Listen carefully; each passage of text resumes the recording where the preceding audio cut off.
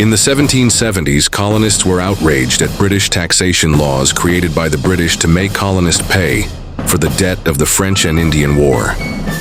This resulted in mass protests, including the Boston Massacre, where colonists threw snowballs at British soldiers, and in the confusions the British opened fire on the colonists, killing 5 colonists, which was proof for British oppression against colonists.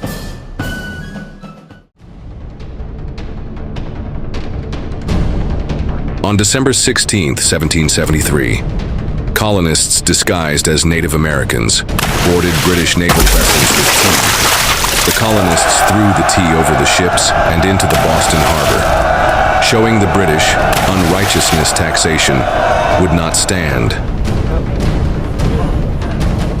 On July 18, 1774, Patrick Henry met with others and created the Fairfax Resolves, which encouraged colonists to protest more against British aggression on colonist protesters.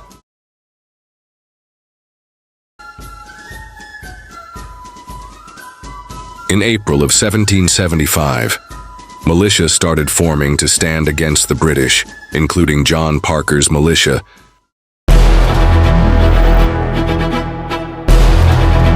Then, on the night of April 18, 1775, Paul Revere made a ride through Boston, informing locals that the British Army was coming, and famously he said, "The British are coming!"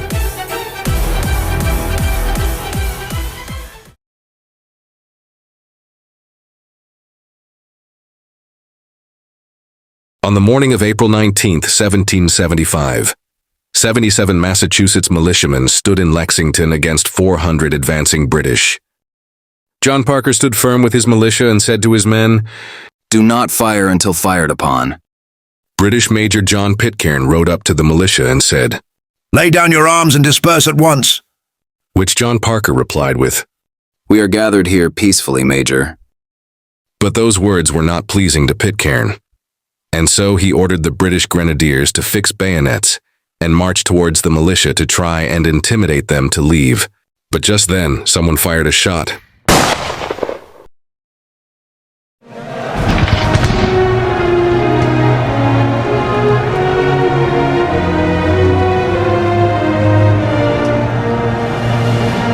When the shot heard around the world was fired, the British fired a volley at the militia and then charged them whilst the militia tried to stand their ground.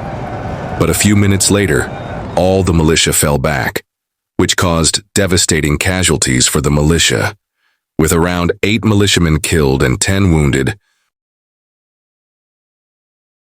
Now that the militia was defeated at Lexington, the British started moving towards the militia supply depot in Concord.